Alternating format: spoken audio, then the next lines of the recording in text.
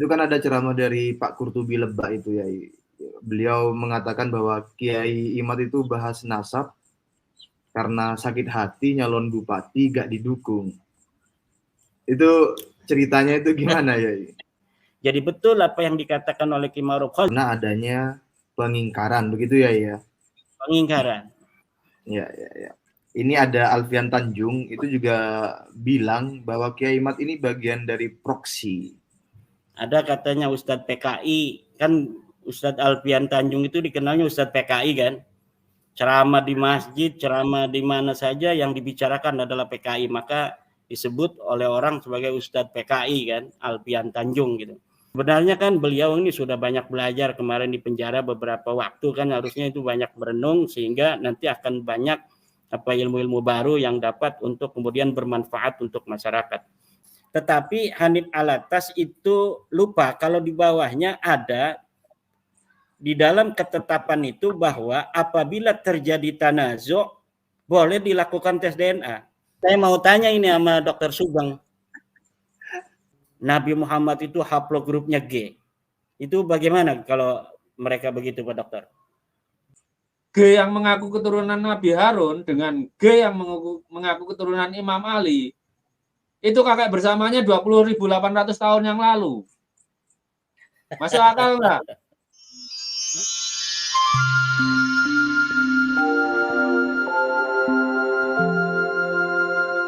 Assalamualaikum warahmatullahi wabarakatuh kepada subscriber dan audiens Gus Fuad Channel. Kita bersama Kiai Haji Madudin Usman Al-Bantani dan Dr. Sugeng Sugiarto dengan topik menyoroti ilmu nasab dan DNA. Kiai Imad, ini ya Kiai Imad, itu kan Ustadz Idrus Ramli menyatakan bahwa kesaksian nasab cukup dengan istifadah sama dengan susuan. Nah, itu bagaimana Kiai Imad menanggapi statement tersebut, Kiai Imad? Ya, sebenarnya bukan hanya Ustadz Idrus Ramli. Tadi saya dikirimkan oleh seorang teman tentang tulisan Kiai Ma'ruf Khazin ya. Kiai Ma'ruf Khazin yang juga menulis hal yang sama dengan Ustadz Idrus Ramli. Kiai Ma'ruf Khazin ini adalah Ketua Komisi Fatwa MUI di Jawa Timur. Beliau juga sama dengan saya di Lembaga Basul Masail PBNU ya. Kita pernah beberapa kali bertemu dalam forum LBM PBNU. Yang disampaikan dari tulisan Kiai Ma'ruf Khazin, beliau ini mengatakan bahwa saya tidak akan mengkhianat ilmu pengetahuan saya yang didapatkan, bahwa surah istifadah itu adalah salah satu tools di dalam penetapan nasab ya. Dengan mengutip apa yang ada di dalam kitab Bukhari. Lalu Kiai Ma'ruf Khazin juga mencatat bahwa Ibnu Hajar Al-Asqalani mensarahi bab ini. Kiai Ma'ruf Khazin juga ini mengatakan dengan mengutip kitab Al-Majmu' karangan Imam An-Nawawi bahwa ada ijma tentang bolehnya penetapan nasab dengan suhra wal istifadah. Nah, saya setuju itu bahwa ada sebuah kesepakatan ulama bahwa penetapan nasab boleh. Ini lafadznya jaza ya. Jaza itu boleh untuk menetapkan nasab dengan adanya surah istifadah. Kalau kita sudah mengenal Gibran itu anaknya Pak Jokowi, sudah suhra dan istifadah, dari media kita mendengar, maka boleh kita ketika ditanya orang bersaksi siapa ayahnya Gibran, maka kita jawab ayahnya Gibran adalah Pak Jokowi. Apa alasan Anda mengatakan Gibran itu anak Pak Jokowi? Suhra wal istifadah. Saya mendengar dari televisi, saya mendengar dari YouTube, saya membaca koran, saya mendengar dari orang mengatakan hal yang sama. Bahwa yang namanya Pak Gibran itu adalah anak daripada Pak Jokowi. Apa yang disampaikan atau yang dikutip oleh Kiai Ma'ruf Khazin sampai di situ betul. Tetapi ada syarat istifadah yang tidak disampaikan oleh Kiai Ma'ruf Khazin. Saya sudah mencatat ini dari pengarang yang sama, Imam Nawawi, pengarang Al-Majmu', di dalam kitabnya yang lain namanya kitab Raudatul Talibin. Di dalam kitab Raudatul Talibin, Imam An-Nawawi mengatakan, wa yu'tabaru ma'an tisabi syakhsi wa nisbatin nasi alla yu'aridahuma ma yuwarrisu tuhmatan wa ribatan walau kana al-mansubu ilai hayyan wa ankara lam tajujis syahadatu wa in kana majnunan jazat ala sahihi kama law kana mayitan falau ta'ana ba'dun nasi fi dhalika an-nasabi hal yumna'u jawaz syahadati wajhani asahuhuma na'am ikhtilalidh dhann. Bahwa memang betul nasab itu dihitung bersama dengan seseorang yang menisbahkan diri kepada sebuah nasab, atau manusia, orang-orang menisbatkan dia kepada nasab itu, dihitung itu artinya alla yu'aridahuma ma yuwarrisu tuhmatan. Disyaratkan tidak adanya penentang, tidak adanya dalil yang membantah ma yuwarrisu tuhmatan wa ribatan, yang akan melahirkan kecurigaan dan keraguan. Walau kanal mansubu ilai hayy, kalau yang dinisbatkan itu masih hidup, misalnya seseorang disebut oleh orang-orang sekampung dia Samlawi bin Samsul. Samsulnya menolak, saya bukan anak Samlawi. Ini walaupun sudah suhra wal istifadah, maka ini orang lain sudah tidak boleh lagi bersaksi karena sudah ada pengingkaran daripada Mang Samsul yang mengatakan Samlawi ini bukanlah anak daripada Mang Samsul. Nah, ini yang tidak diungkapkan oleh Kiai Ma'ruf Khazin. Jadi betul apa yang dikatakan oleh Kiai Ma'ruf Khazin bahwa nasab ini sudah diijma' oleh ulama, boleh, hanya boleh saja, boleh untuk ditetapkan dengan suhra wal istifadah, tetapi Kiai Ma'ruf Khazin tidak menyampaikan syarat suhra istifadah, yaitu yang tidak boleh bertentangan dengan dalil, yang tidak boleh bertentangan dengan kenyataan.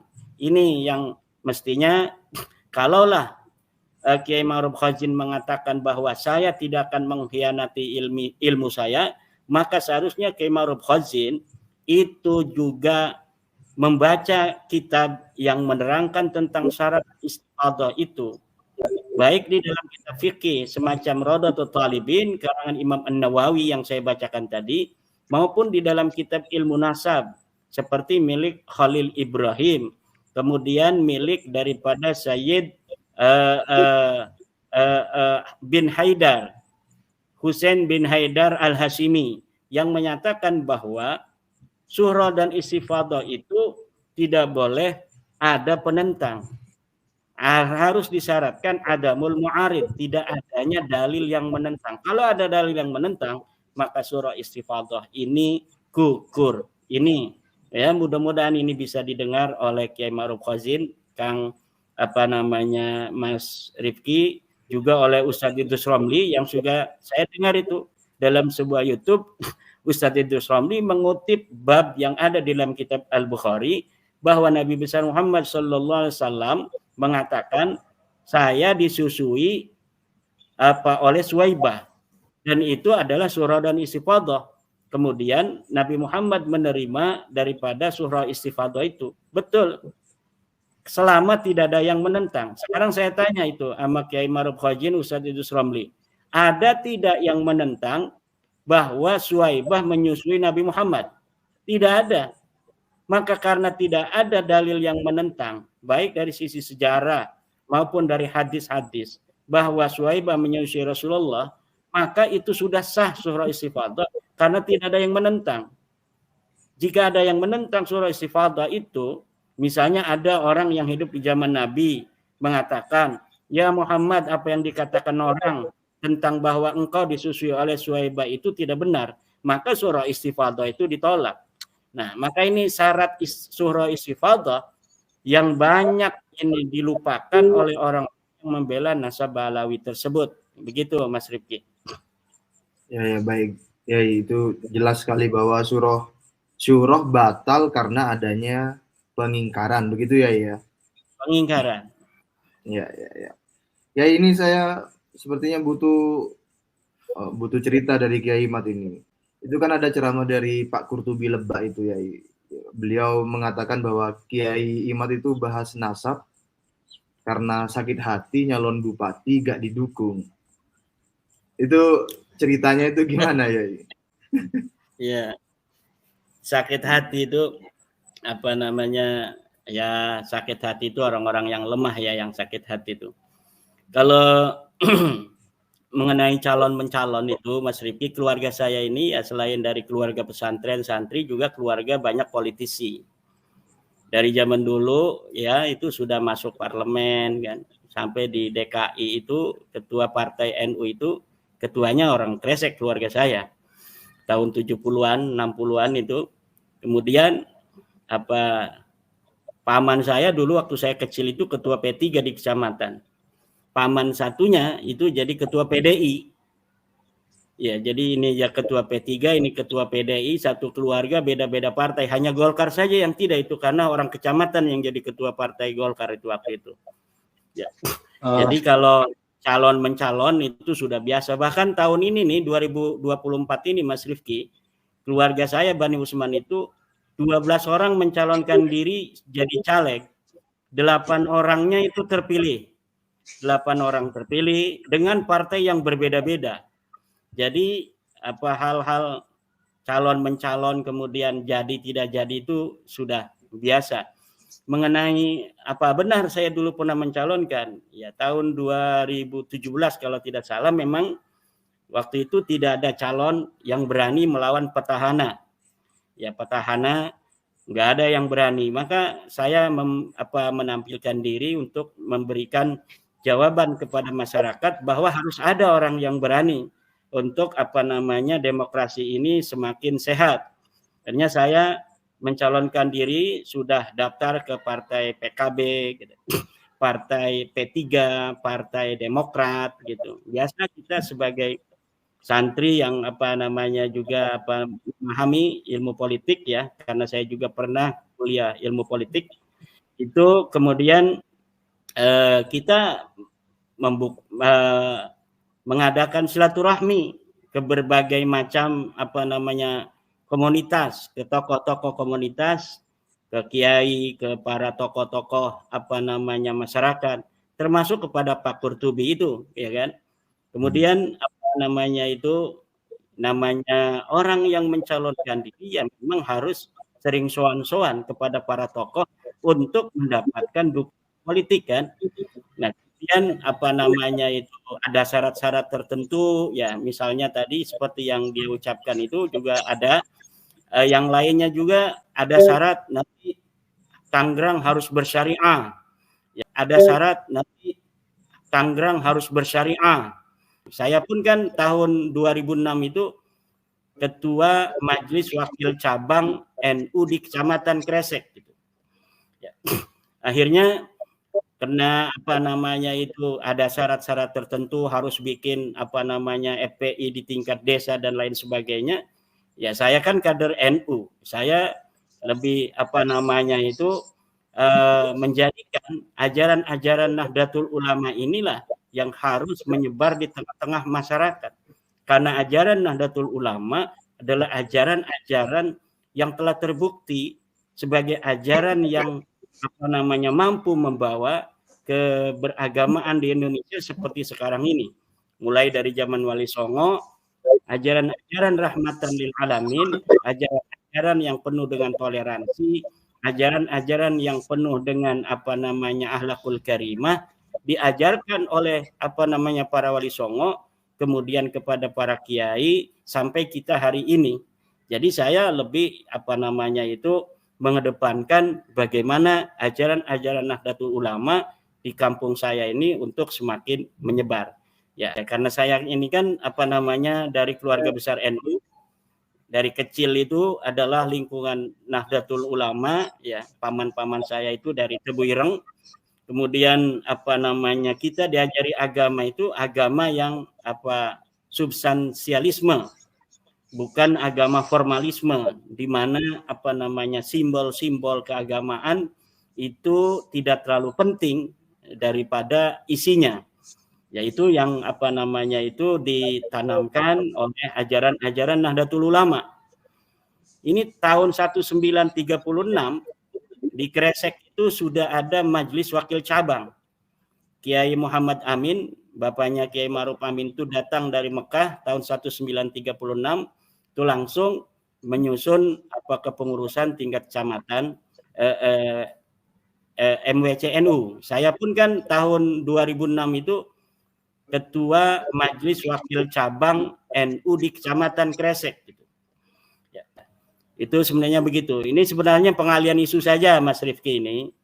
Sebenarnya itu bom nuklirnya itu belum berani dikirimkan.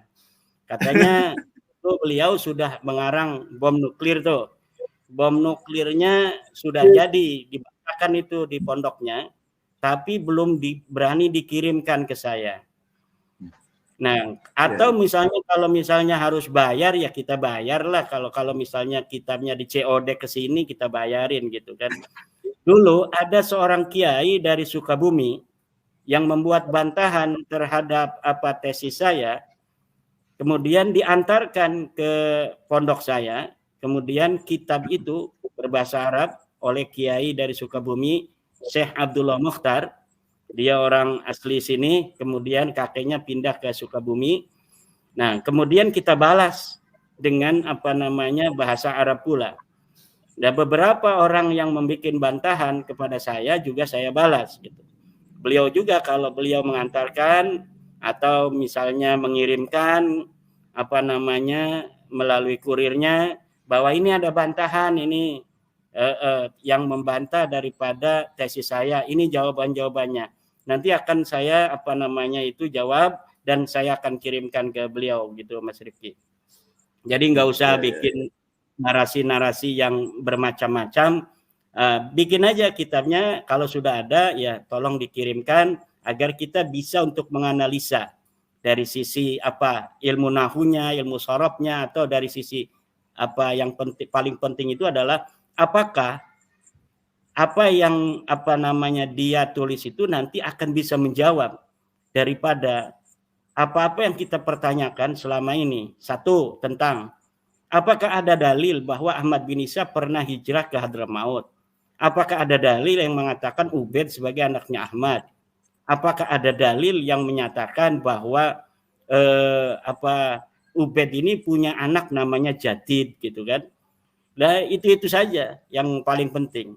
Adapun secara epistemologis nanti, misalnya tentang apa-apa yang telah diangkat oleh para pembela Balawi di Rabita itu seperti Suhra dan Istifadah, itu bisa juga kita masuk di dalam perdebatan itu, karena itu perdebatan ilmiah yang epistemologis, yang jawaban-jawabannya sudah ada di kitab-kitab fikih para ulama. Kita tinggal membaca, kemudian kita bisa menganalisa dan menghipotesa, kemudian mengambil kesimpulan. Begitu, Mas Rifki. Ya Imad, saya mau menanyakan sedikit lagi. Nanti jawabannya singkat aja, enggak apa-apa.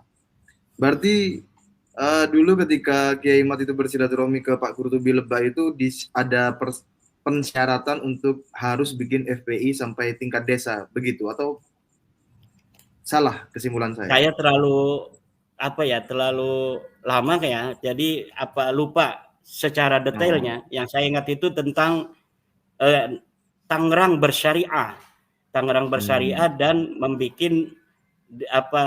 FPI tingkat desa begitu. Betul, itu ada itu. Ada ya. Tapi Kiai Imad lebih memilih untuk nuansa kultural NU gitu ya. Ya, karena memang di sini nggak bakal laku kan, kalau daerah kita ini daerah yang sangat Nahdlatul Ulama sekali gitu. Ini ada Alfian Tanjung, itu juga bilang bahwa Kiai Imad ini bagian dari proksi. Nah, ini terserah ini, proksi ini mau dimaknai bagaimana ini, monggo. Gimana respon dari Kiai Imad? Saya tadi dikirim oleh teman juga. Ada katanya Ustadz PKI, kan Ustadz Alfian Tanjung itu dikenalnya Ustadz PKI kan. ceramah di masjid, ceramah di mana saja yang dibicarakan adalah PKI, maka disebut oleh orang sebagai Ustadz PKI kan, Alfian Tanjung gitu. Ustadz Alfian Tanjung ini terlalu banyak memikirkan teori konspirasi. Jadi sehingga apa yang ada di dalam otaknya semuanya konspirasi. Jadi saya kira apa yang beliau sampaikan itu seperti ini, ada proxy kan, proxy war lah. Lebih lengkapnya proxy war. Karena kalau proxy saja itu bisa alat-alat di internet kan. Jadi proxy war itu adalah apa, perang proxy, yang perang dua negara tapi tidak mau langsung untuk berhadapan, kemudian mengambil tangan orang dari pihak ketiga untuk ada di tengah-tengah itu. Jadi sehingga peperangan itu bukan langsung dua negara itu. Nah, itu teori-teori semacam itu ya, teori-teori yang sering dibahas oleh kaum fundamentalis karena tidak bisa menjawab daripada kenyataan. Jadi kenyataan yang terjadi, yang dia pandang dengan mata kepalanya, kemudian karena dia tidak mampu untuk mencari jawaban secara spiritual, secara secara ilmiah dan lain sebagainya, akhirnya mereka membuat kambing hitam dalam benaknya.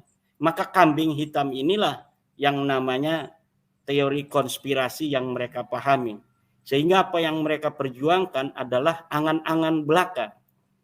Kenapa? Karena bisa jadi orang-orang yang semacam mereka ini yang sangat formalistis di dalam perjuangan ingin menegakkan syariat Islam, sebenarnya mereka inilah orang-orang yang dimanfaatkan oleh orang-orang lain untuk menjadikan sebuah keamanan negara itu menjadi tidak stabil dan lain sebagainya. Orang-orang yang sumbu pendek, orang-orang yang gampang untuk dimanfaatkan, langsung digosok-gosok sedikit, langsung berteriak dan lain sebagainya. Ini adalah tidak bisa untuk alamatkan kepada kaum-kaum tradisional seperti Nahdlatul Ulama dan pondok pesantren, tetapi kepada mereka ini.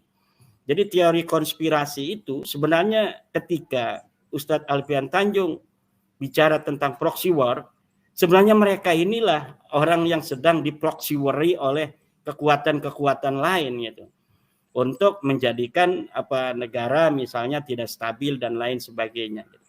Kemudian tentang dia bertanya, ini siapa bapaknya kan, siapa gurunya, siapa di mana mondoknya. Itu kan apa hubungannya? Saya sudah sering katakan dan bahkan dalam tulisan, bapak saya Sarmana, kakek saya Haji Samun, buyut saya Usman. Jadi kok dalam ijazahnya ada nama Haji Samun? Ya karena saya sejak kecil ikut pada kakek saya, maka surah istifadah itu sampai guru pun menulis bahwa saya adalah anak Haji Samun. Itu dipertanyakan oleh Ustadz Alfian Tanjung. Seharusnya dia bertanya, mana dalil daripada Ahmad bin Isa sebagai anak mempunyai anak Ubaid? Mana dalilnya? Nanti saya sampaikan dalilnya. Kemudian saya tanya, sekarang mana dalil kamu yang menyatakan bahwa Ahmad bin Isa punya anak Ubaid? Kalau dia mengatakan mana dalilnya yang membatalkan bahwa Ubaid sebagai anak Ahmad, nanti saya bertanya, mana dalil daripada Ubaid sebagai anak Ahmad? Harusnya kan begitu ilmiah. Tapi ini tidak. Yang ditanyakan adalah hal-hal lain. Di mana mondoknya? Kalau saya ngomong mondok-mondok, nanti saya disangka sombong dan lain sebagainya. Karena mondok saya banyak sekali itu, Mas Rifki. Guru-guru saya banyak sekali dalam setiap fund itu kan. Dan saya ini ketua Komisi Fatwa MUI Banten. Di Banten itu tidak sembarangan para ulama itu mengangkat seseorang untuk menduduki sebuah jabatan tertentu, apalagi sebagai ketua Komisi Fatwa di Majelis Ulama Indonesia yang membawa nama Syekh Nawawi Tenara. Banten ini kan membawa Syekh Nawawi Tenara, membawa Syekh Arsyad Tawil, membawa seorang Sultan Hasanuddin, membawa nama seorang Arya Wangsakara, membawa nama para pejuang Banten seperti Kiai Wasid, seperti Kiai Samun, seperti Kiai Asnawi Caringin dan lain sebagainya. Masa seorang ketua komisi fatwanya orang yang sama sekali tidak dikenal orang, itu tidak mengerti.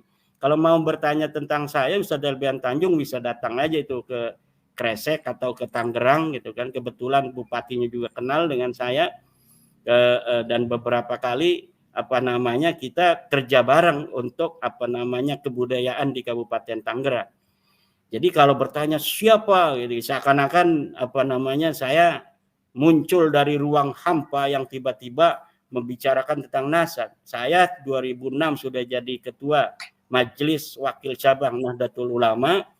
Saya pengasuh pondok pesantren, rumah saya tidak pindah-pindah, ada di Kampung Cempaka namanya. Orang semua kenal di sini, lurahnya aja sepupu saya, ketua MUI-nya sepupu saya, bisa tanyakan juga itu. Lah ini Ustadz Albian Tanjung ini saya kira harus banyak lagi belajar. Sebenarnya kan beliau ini sudah banyak belajar, kemarin di penjara beberapa waktu kan, harusnya itu banyak merenung sehingga nanti akan banyak ilmu-ilmu baru yang dapat untuk kemudian bermanfaat untuk masyarakat. Begitu Mas Rifki. Iya. Ini saya jangan ditanya, saya mau tanya ini sama Dr. Sugeng. Ya. Tadi saya sudah baca dari tulisan Pak Doktor bahwa Ba'alawi yang mengaku sebagai keturunan Nabi secara hasil tes DNA itu mustahil. Itu yang saya baca dari buku Pak Doktor yang disebarkan, dan saya beli itu mencoba membeli dari internet. Nah itu kemudian Pak Doktor, bagaimana apabila Ba'alawi secara ilmu DNA ini tetap mengelak bahwa mereka masih tetap berharap suatu ketika ada keajaiban bahwa ternyata diputuskan Nabi Muhammad itu haplogrupnya G. Itu bagaimana kalau mereka begitu Pak Dokter? Nah kalau Nabi Muhammad haplogrupnya G kan harus ketemu Bani Harun haplogrupnya G, Bani Tamim haplogrupnya G, Bani Utaibi haplogrupnya G, seperti itu. Nyatanya kalaupun ditemukan tuh kakek bersamanya di atas Nabi Ibrahim. Cara melawan tuh seperti itu. Jadi kalau misalnya merasa haplogrupnya Nabi Muhammad G, kebetulan dia kan nasabnya sama dengan Imam Ali gitu ya. Maka dia harus mencari sesama Bani Ismail yang haplogrupnya G. Tapi kakek bersamanya seumur Sayyid Adnan sesuai sejarah. Nyatanya kan enggak. Saya ketemu Bani Tamim yang haplogrupnya G dengan Bani Alwi. Ternyata kakek bersamanya 14.800 tahun yang lalu. Itu jauh di atas umurnya Sayyid Adnan. Seperti itu. Silahkan saja semua. Kemarin ada yang bikin di Facebook atau bilang, oh ternyata ada keturunan Nabi Muhammad haplogrupnya E, berarti Nabi Muhammad haplogrupnya E. Ya nggak bisa seperti itu. Pohon keluarganya disusun. Oke, kita terima misalnya dia ada keturunan Al-Husaini E, cari yang Al-Hasani E, kemudian cari keturunan Imam Ali yang lain dari Umar, Abbas, terus Hanafi yang juga E. Kemudian dihitung jarak genetiknya. Benar nggak mereka jarak genetiknya 1.400 tahun yang lalu? Kemudian naik lagi, dicari Bani Tamim yang E, Bani Utaibi yang E, Bani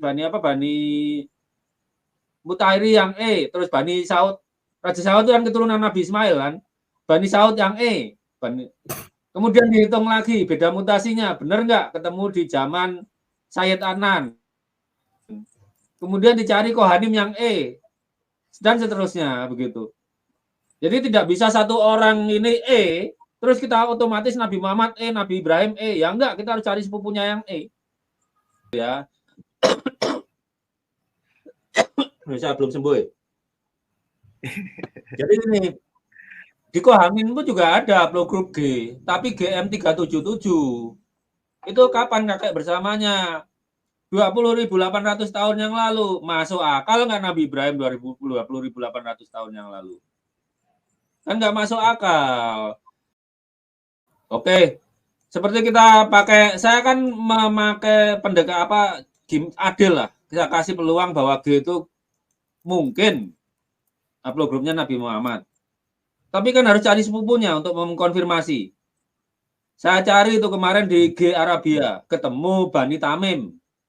Jadi Bani Tamim ini sebagian besar, lebih dari 20 kalau nggak sampelnya, 23 berapa itu.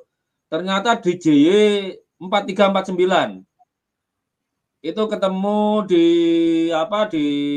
dengan Al-Husaini, Al-Hasani kakek bersamanya di 2000 berapa ya, 2100 sampai 2600 tahun yang lalu lah. Itu kan masih masuk akal umurnya Sayyid Adnan. Tapi kemudian ada Bani Tamim yang juga haplogrup G, sama ada haplogrup G juga di Bani Tamim itu.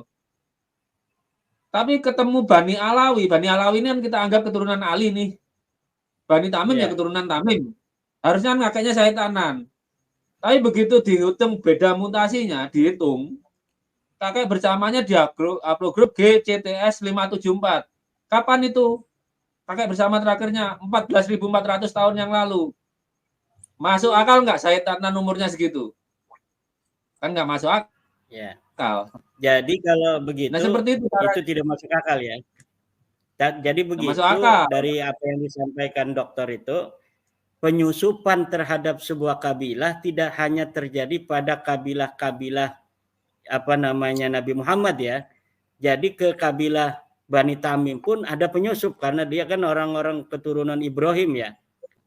Itu kalau bahasa biologinya bukan penyusup, Kiai. Itu admixture. Jadi memang agar populasi sehat itu ya kita harus punya menantu dari keluarga lain dong. Nah kalau yang Bani Tamim, Bani Otaibi atau ya kita pikir mantu dijadikan marganya sama. Mereka kan nggak mengklaim keturunan Nabi Muhammad, nggak memanfaatkan lah. Kalau di Kohanim ceritanya lebih sering begini. Mereka pergi kemana, suatu desa harusnya ada pendeta. Pendeta ini anaknya cewek semua. Akhirnya digantikan menantu, marganya tetap Kohen, ya haplogrupnya ganti. Karena terpaksa toh, kan tetap harus ada yang jadi pendeta. Siapa yang memimpin ibadah kalau nggak ada? Tapi kalau misalnya Bani Tamim, ya mereka kan nggak ngaku-ngaku turunan Nabi. Ya paling jadi dulunya menantu, anaknya cewek semua. Begitu punya cucu laki-laki dijadikan bin Tamim. Ya kalau kayak itu ya haplogrupnya ganti.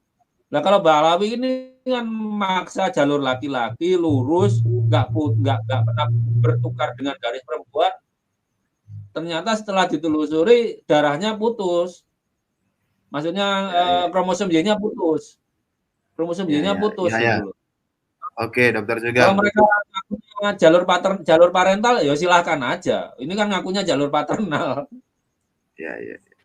Oke, itu dokter Jugang. Ini kan ya kalau ngaku dari paternal ya, garis lurus laki itu kan mustahil begitu ya. Nah ini dokter Jugang, saya mau nanya dok. Ini kalau misal ini ya, ini sekedar permisalan skenario. Kita terima bahwa haplo G itu adalah haplo orang bangsa Arab dan Nabi Ibrahim serta Nabi Ismail dan ke bawahnya begitu. Itu konsekuensinya apa, dok? Ya Raja Saud itu nasabnya batal dong Nabi Ismail. Gimana? Kohen juga. Ya?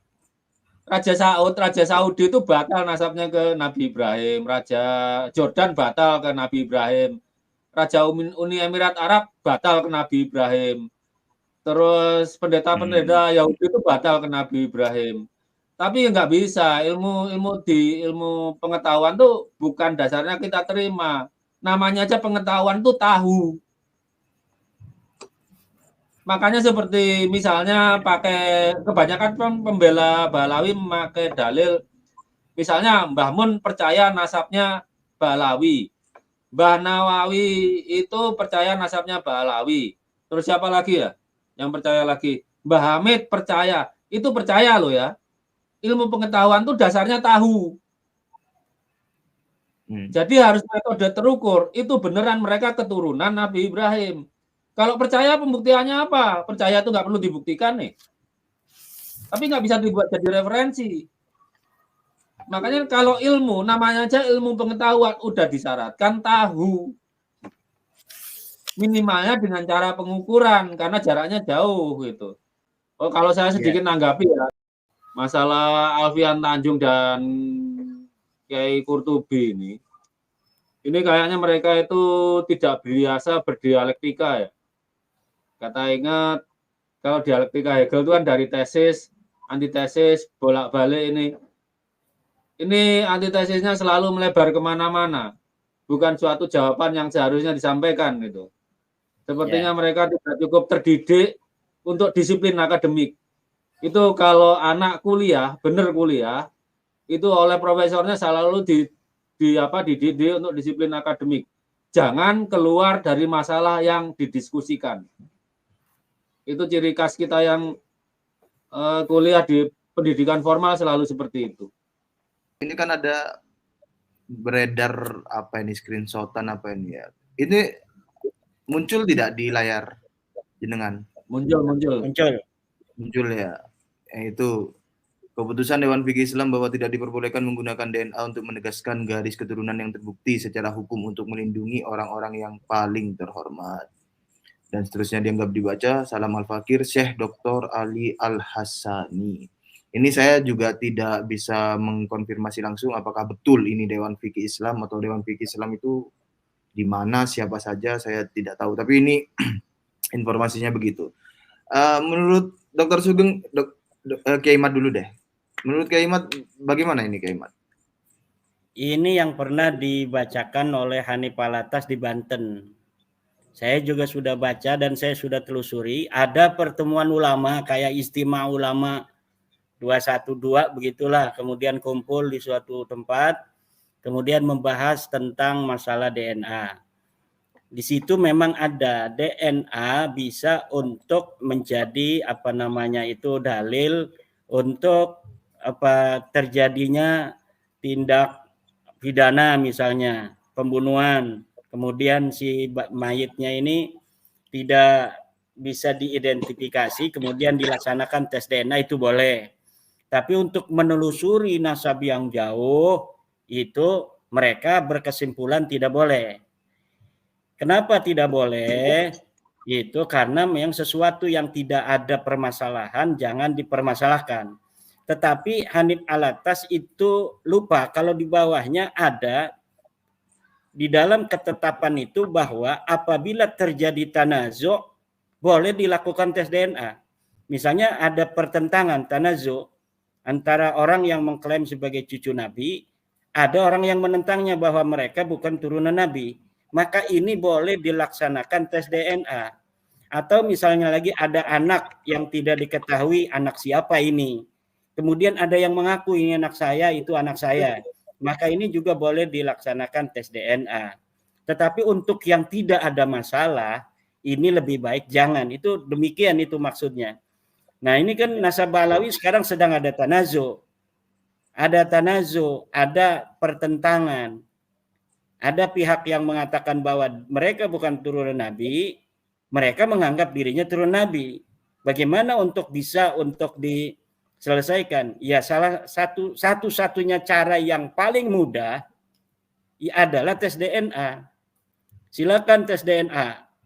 Apa hasilnya nanti kita serahkan kepada para ahli untuk menjadi hakim. Ini nasab kami ini ke Nabi Muhammad.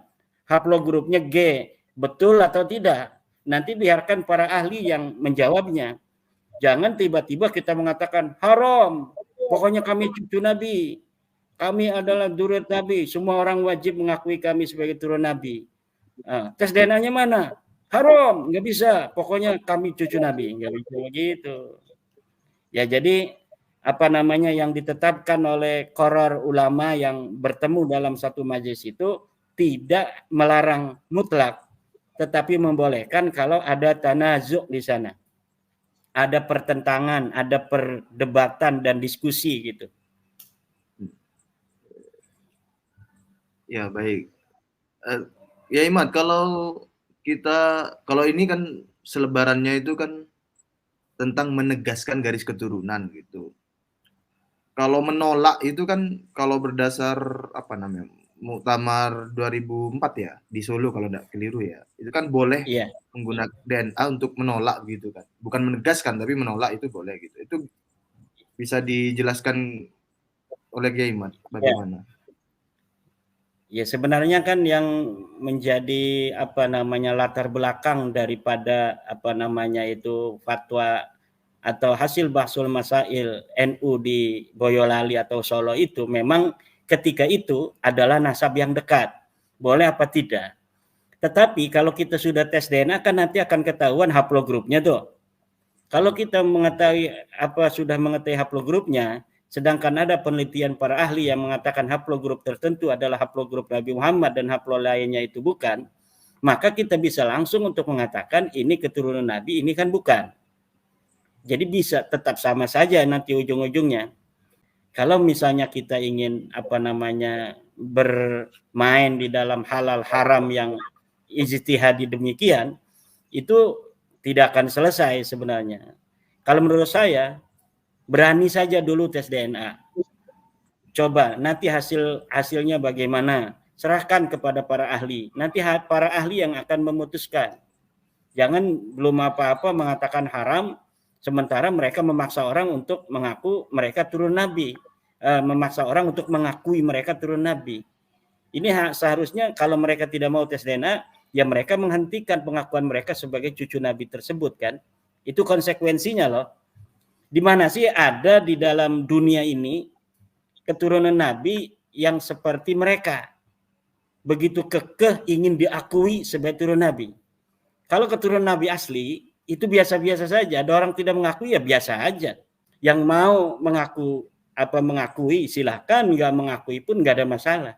Mau semua tidak mengakui pun tidak ada masalah. Kan itu begitu. Kalau memang betul-betul dia meyakini apa yang ada di dalam dirinya itu nasab itu adalah benar. Tapi jika seperti mereka ini, orang akan semakin curiga. Ini ada apa kok kekeh banget ingin diakui kan? Ada apa ini sebenarnya? Kan begitu nanti. Itu Mas Rifki. Ya. Dokter Sugeng, singkat saja Dokter Sugeng. Bagaimana tanggapan Dokter Sugeng tentang tadi itu gambar screenshot atau selebaran itu tentang DNA itu, Dokter? Itu mengklaim Dewan Fikih Islam. Siapa yang ngasih mandat? Kan nggak ada. Nggak ada. Muhammadiyah kapan ngasih mandatnya? Nggak ada. Atau yang Syiah nggak ada. Yang Tahiri nggak ada. Yang Ibaidi nggak ada. Tahu-tahu mengklaim Dewan Fikih Islam. Kedua, kalau alasannya melindungi yang paling terhormat, kita itu loh menemukan Nabi Ibrahim, walaupun mungkin kepastiannya belum masih banyak yang menentang ya. Tapi Nabi Ibrahim itu makhluk figur historis kan dari DNA keturunannya, karena bukti primer sejarah nggak ada. Ya kan? Tapi dari Kohanim dengan Arab itu ketemu kakek bersama 4.400 tahun yang lalu. Seharusnya itu Nabi Ibrahim. Nah, dengan DNA kita menemukan Nabi Ibrahim, kita menghormatinya. Apakah ada orang yang dikatakan paling terhormat itu kehormatannya lebih tinggi dari Nabi Ibrahim sampai harus menafikan tes DNA? Kalau kita bisa menemukan Nabi Ibrahim dengan tes DNA, ya orang lain kita temukan dengan cara tes DNA. Walaupun kita temukan kejujurannya atau kita temukan kebohongannya, nggak masalah. Namanya fatwa, kalau melanggar ilmu, melawan ilmu kan basisnya tahu. Ya udah, abaikan saja. Apalagi itu kita bangsa Indonesia loh. Itu kan Dewan Fatwanya orang Arab. Ya kita pakai ulama sendiri. Dan ulama ya kebalik lagi ke masa Abbasiyah dan sebelumnya. Namanya ulama itu ya orang yang berilmu apa aja. Agama kek, fisika kek, biologi, astronomi. Apalagi udah ditegaskan yang kemarin saya angkat oleh Hasan Al-Haytami itu. Metode ilmiah itu seperti itu. Bahwa kalau tesis harus diuji dengan antitesis. Bolak-balik sampai ketemu sintesis. Begitu. Ya ini kalau cuma apalagi nasab ini kan fenomena historis biologis. Ya diuji aja klaimnya. Kalau Balawi mengklaim sebagai keturunan Nabi. sampaikan buktinya untuk diuji. Kalau buktinya untuk percaya, ya itu bukan pengetahuan dong, bukan ilmu. Bukan ilmu. Ilmu itu basisnya tahu, bukan percaya. Ya. Itu aja deh. Oke. Dok, saya kan lihat itu ada banyak sekali para ilmuwan yang sudah berkesimpulan bahwa Nabi Muhammad dan orang Arab itu haplogrupnya J. Apakah ada satu saja ilmuwan di dunia ini yang mengatakan bahwa Nabi Muhammad haplogrupnya G? Ada jurnalnya gitu, Pak Dok? Enggak ada. Jadi gini, setahu saya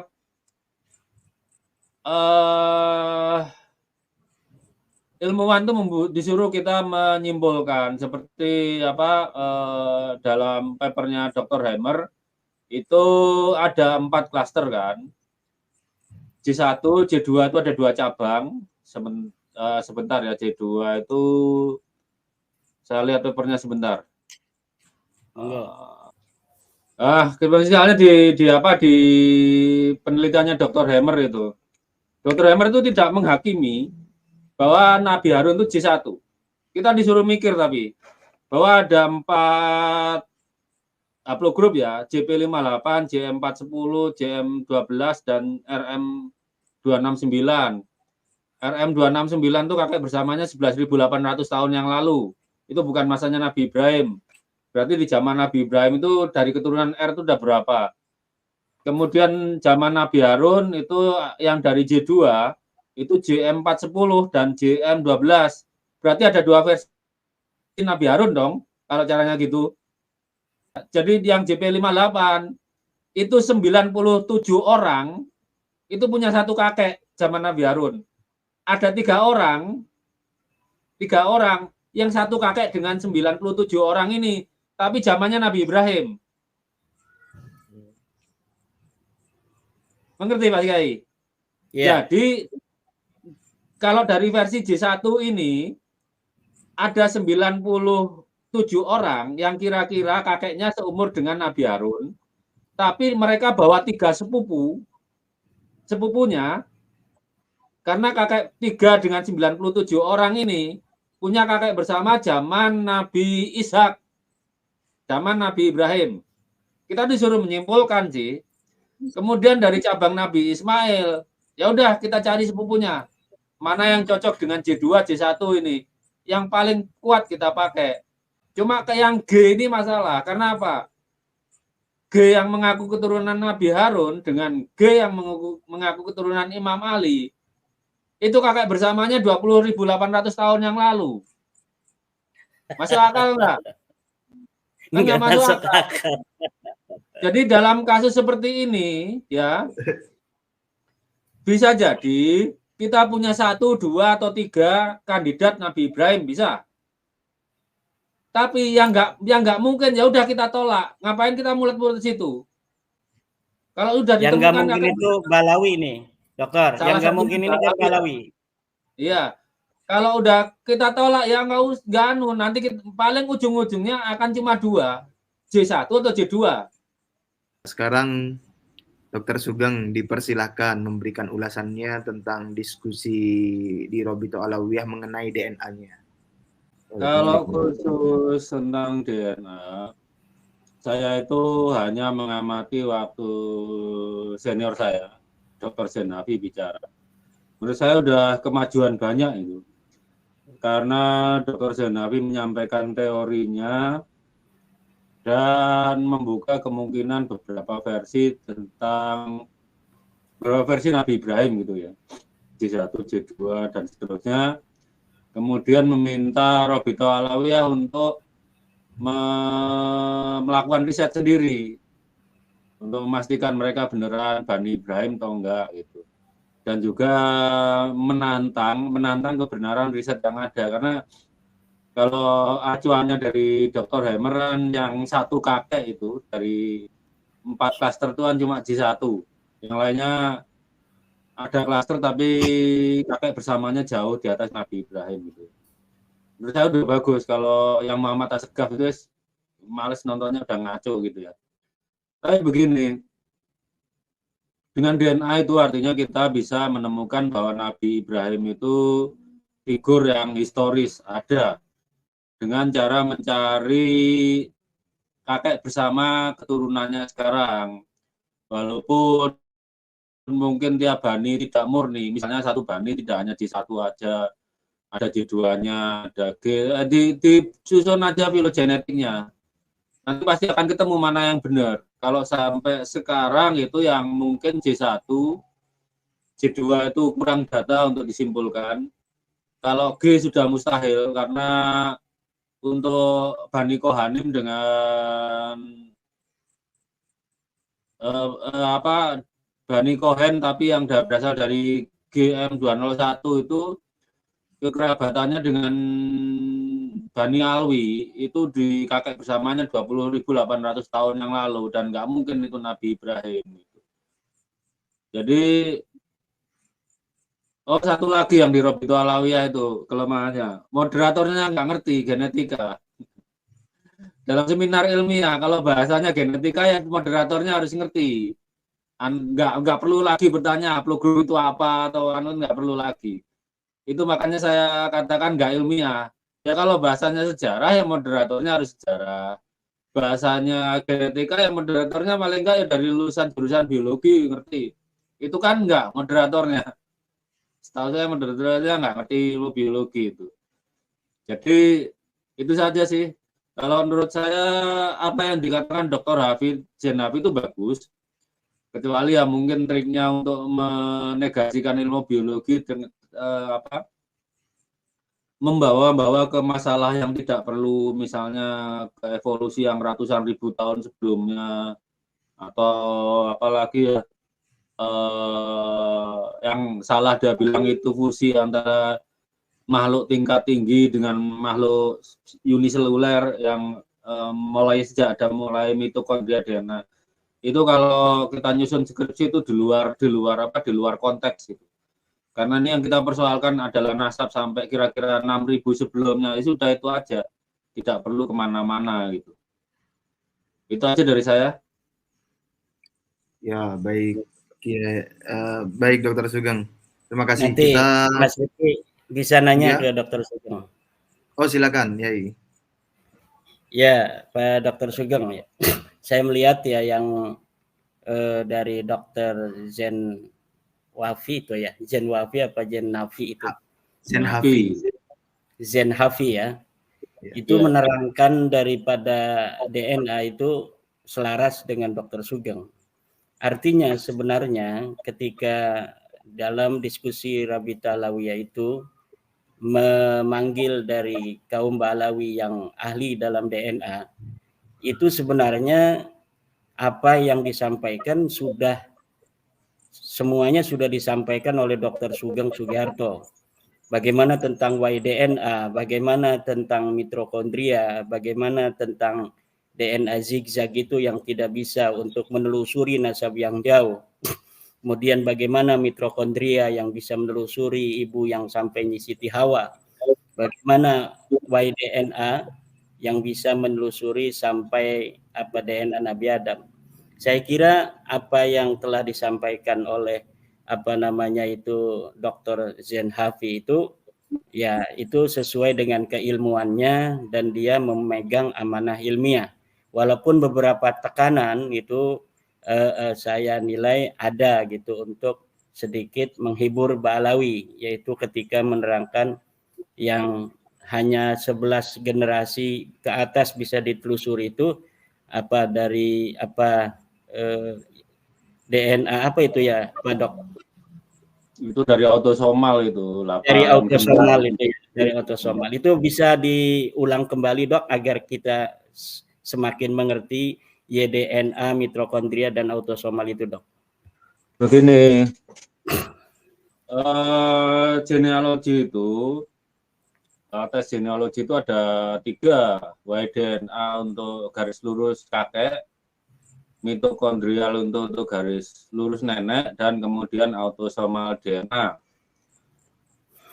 Nah, autosomal DNA ini kelebihannya justru untuk nasab pendek. Tapi kalau jauh malah kelemahannya, begitu jauh ya diganti nasab panjang. Itu gini, seperti kita ingat Nabi itu pernah menggunakan metode khilafah kan, untuk perselisihan ini ayahnya siapa atau pernah. Kita tahu bahwa genetika itu ada namanya genotip, gen kita, ada namanya fenotip. Fenotip itu penampilan kita. Gen plus lingkungan jadinya fenotip.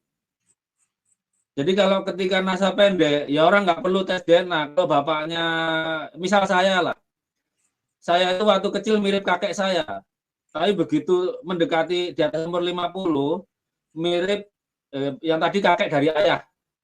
Ya, begitu mendekati umur 50, itu mirip paman saya dari adik-adik ibu. Nah, itu menunjukkan gen kita berekspresi, karena masih dekat. Diwarisi dari ayah 50%, diwarisi dari ibu 50%. Jadi untuk masa pendek ini, ya kita nggak perlu tes DNA, mirip bapaknya cukup, mirip pamannya cukup. Wajarlah mirip pamannya, gitu kan ya. Tapi kalau sudah sampai 1000 tahun kan udah sisanya hampir nol. Nah, kita gunakan Y-DNA dan mitokondrial DNA karena bagian itu tidak berekombinasi dan tidak berekspresi. Jadi DNA yang untuk nasab jarak jauh itu tidak berekspresi, kita jadi pesek, kita jadi rambutnya hitam, bukan di situ. Tapi yang DNA yang jarak dekat ini malah berekspresi di diri kita. Apakah hidung kita mirip ayah kita, mirip ibu kita, itu malah berekspresi untuk jangka pendek. Karena apa? Dapatnya masih banyak dari orang tua kita.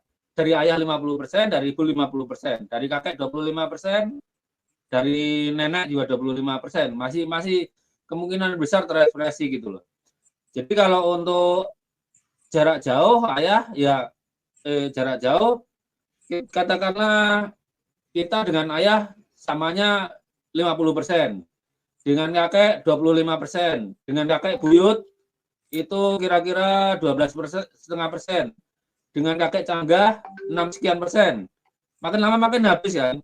Tapi coba kalau kita dengan ayah nggak ada bedanya, dengan kakek nggak ada bedanya, dengan kakek buyut beda 1. Beda itu maksudnya mutasinya beda 1, kita lebih banyak. Dengan kakek canggah itu bedanya masih 1. Dengan kakek wareng 1. Kakek udek 1. Kakek gantung siwur 2. Terus nanti makin banyak itu, selisihnya makin banyak. Itu yang bedakan kita dengan sepupu kita. Misal sepupu kita selisihnya 1000 tahun gitu ya. Anggap aja satu mutasi itu nilainya 100 tahun. Maka kita dengan sepupu kita yang jauh itu, katakanlah punya 2000 mutasi, itu yang beda cuma 10. Yang 1990 dari kakek kita bersama 1000 tahun yang lalu, sampai Nabi Adam sama. Jadi makin banyak bedanya mutasi, itu artinya kakek bersamanya makin jauh. Itu kromosom Y enaknya per mutasi itu nilainya plus minus mendekati 100 tahun. Tapi kalau mitokondria DNA lain, satu mutasi itu bisa berapa? Seingat saya hampir 6.000-an tahun lah. Ya, makanya kalau untuk mitokondrial DNA itu biasanya untuk mempelajari laju evolusi sama migrasi. Migrasi orang dari 200.000 tahun yang lalu itu bisa dipelajari dengan mitokondrial DNA dan Y-DNA. Gitu. Jalur ibu kemana? Cuma kalau mitokondrial DNA untuk nasab-nasab dekat itu malah kesulitan, tapi kalau jauh banget malah bisa. Begitu. Ya, baik, Dokter Sugeng. Terima kasih atas pemaparannya. Kiai Mat, apakah ada lagi? Ya, kalau kita melihat dari pemaparan Dokter Zain Habib itu, dengan berbagai macam para pembicara yang ada di Rabita Alawiyah kemarin, itu rasanya sudah lengkap semua itu. Pertama dari DNA, apa yang selama ini dipaparkan oleh Dr. Sugeng terkonfirmasi juga bahkan oleh seorang ilmuwan dari Balawi. Yang kedua dari pemaparan secara metodologi ilmu nasab yang disampaikan oleh beberapa pembicara dari Ba'lawi itu seperti Ustadz Maimun Nafis, Ustadz Wafi, apa itu sudah dapat dibantah karena memang apa yang mereka pertahankan hanya dari surah istifadah, di mana surah istifadah itu para fuqaha sudah bersepakat bahwa apabila sebuah surah istifadah itu bertentangan dengan sesuatu dalil yang kuat, maka surah istifadah itu gugur. Kemudian dari manuskrip-manuskrip kitab sezaman atau yang mendekatinya itu yang disampaikan oleh Rumail Abbas itu sudah dapat kita teliti bahwa itu adalah naskah yang palsu. Saya kira ini sudah lengkap Mas Rifki bahwa memang Ba'lawi pengakuan mereka sebagai keturunan Nabi ini tidak terkonfirmasi dan secara ilmu nasab adalah nasabun batilun mardudun maudhu'un itu. Ya. Terima kasih. Keimat ini ya Keimat. Ya, lagi dok tentang kemarin saya melihat juga sebuah tayangan di YouTube dari Pak Ahmad ya, yang menerangkan dengan sampel dari sebuah hasil tes DNA bahwa di dalam DNA O di sana yang dominan adalah O, tetapi ada beberapa yang J1, tetapi karena sedikit maka ditetapkanlah haplogrupnya O. Itu maksudnya bagaimana itu, Pak Dok? Nah, gini, O dengan J ya, katakanlah itu kan di haplogrup IJK, ya, haplogrup IJK. Itu ketika bercabang bisa saja mutasi yang J itu terjadi di O, tapi di masa yang berbeda. Kan halamannya yang kosong sini. Itu mungkin. Tapi para ahli itu akan merunut semua mutasi sehingga berurut dia diputuskan J atau O gitu. Misal di haplogrup J1 ada FGC 10.500. Bisa jadi 2000 tahun lagi haplogrup O juga punya FGC 10.500. Umurnya kan beda. Makanya ada selain haplogrup ada haplotype. Haplotype itu serangkaian mutasi yang diwariskan kakek yang sama. Itu kalau misalnya sama-sama FGC 10.500, satunya O, satunya J1, itu haplotype-nya sebagian besar pasti berbeda. Sehingga para ahli mengenali ini harusnya O, ini harusnya J gitu. Ya, itu bukan berarti dulu pernah punya leluhur yang sama. Leluhur samanya ya di IJK itu, kira-kira 38.000 tahun yang lalu. Jadi setelah itu ada J1 itu yang beberapa item itu bukan berarti mereka bersepupuan yang dekat ya setelah adanya zaman Nabi Ibrahim, bukan ya? Ya, itu terjadi mutasi di tempat yang sama tapi waktunya beda. Mutasi itu di alamat di DNA yang sama, tapi waktu terjadinya berbeda. Misal katakanlah seperti misalnya L147 lah. Itu kayaknya di haplogrup O ada, di J1 ada. Tapi kalau di J1 itu kira-kira ya di angka 2000 tahun yang lalu sepertinya. Di O itu masih baru-baru aja, kurang dari 1000 tahun. Sama tempatnya. Tapi yang di sini itu 2000-an tahun, yang di sini 1000-an tahun lebih muda kan. Ya itu ada penanda waktunya kapan dia terjadi. Begitu. Memang kita harus merangkai, semua mutasi itu dirangkai berurut. Seperti misalnya Mas Rifki dengan Kiai Imat. Kakeknya Kiai Imat, kakek 5 generasi namanya Ahmad. Ahmad ya. Kakeknya Mas Rifki, tapi 11 generasi dulu juga sama namanya Ahmad. Kalau buku nasab kan kelihatan ini. Ahmad kakeknya Mas Rifki dengan Ahmad kakeknya Kiai Imat. Ya kan, yang ini generasi ke-5 ke atas, yang ini generasi ke-11 ke atas. Itu sangat mungkin. Tugasnya para ahli menentukan kalau 20 grup itu berbagi mutasi yang sama, kapan terjadinya, sekian ratus tahun yang lalu, sehingga ketika diurutkan itu berada di bawah atau di posisi di atas dalam filogeni dalam pohon filogenetikanya itu. Dia di posisi di mana ditentukan gitu. Kalau kita melihat itu ya memang ada satu mutasi dimiliki haplogrup J, haplogrup E, tapi yang dimiliki bersama biasanya dikatakan bukan defining mutation, mutasi yang tidak menentukan dari satu haplogrup itu. Dok, saya pernah lihat pemaparan dari Profesor Herawati Sudoyo ya, dari Eijkman itu tentang ini sekian persen dari negara anu, ini sekian persen dari negara anu. Itu hasil tes DNA apa itu, Dok? Itu autosomal, namanya ancestral. Jadi misalnya orang Arab itu 100% punya mutasi ini. Di sini katakanlah ada orang punya 10% mutasi, itu ya dikatakan 10% Arab, gitu aja. Itu autosomal DNA. Karena ya yang repot autosomal itu begini. Kakak beradik itu bisa saja yang kakaknya itu 10%, adiknya laki-laki sama 5%. Efeknya rekombinasi begitu. Karena kan dikocok dibagi dua, diturunkan ke anaknya.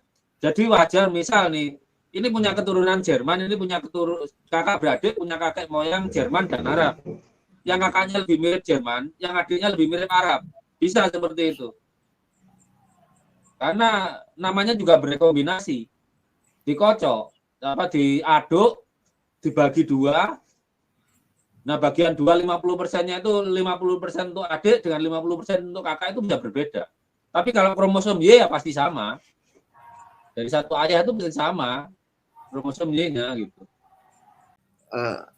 Kiai Mat, apakah ada lagi last statement atau bagaimana? Statementnya terima kasih banyak saya kepada Dr. Sugeng Sugiarto yang selama ini begitu gigih untuk membantu umat Islam Indonesia untuk memahami tes DNA dan hasil-hasil tes DNA agar umat Islam di Indonesia ini tidak mudah untuk dibohongi oleh sebuah klaim pengakuan-pengakuan tentang cucu Nabi. Terima kasih juga kepada Mas Rifki dan Gus Fuad Pleret yang menjadi media kita pada malam hari ini.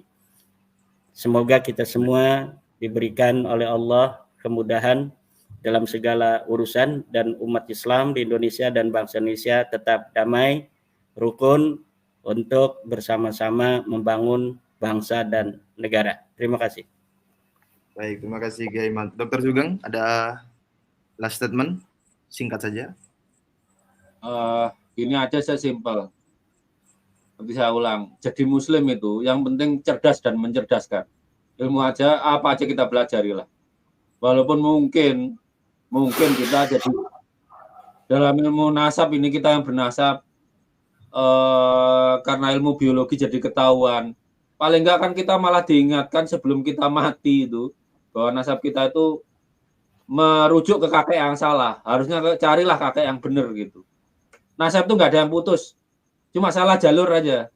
Kabel kalau salah jalur ya bisa korslet, kebakaran. Ya kita benerin kabelnya, yang beneran begitu. Ya. Baik, terima kasih. Terima kasih kepada Dr. Sugeng Sugiarto dan terima kasih kepada Kiai Haji Madudin Usman Al-Bantani atas pemaparannya malam ini. Bersambung dengan pemaparan dari Kiai Imat tentang penjelasan dari Dr. Sugeng tentang DNA, Dr. Sugeng merilis buku digital yang berjudul Nasab Klan Habib Alwi Perspektif Genetik Genealogi. Itu bisa didapatkan di link di YouTube Dr. Sugeng Sugiarto. Silakan menuju ke sana, teman-teman. Mohon maaf jika ada salah kata, salah nada, salah ekspresi, gestur, dan lain sebagainya, terutama kendala teknis. Kami memohon maklumnya. Jumpa lagi di pertemuan berikutnya. Wassalamualaikum warahmatullahi wabarakatuh. Waalaikumsalam warahmatullahi wabarakatuh.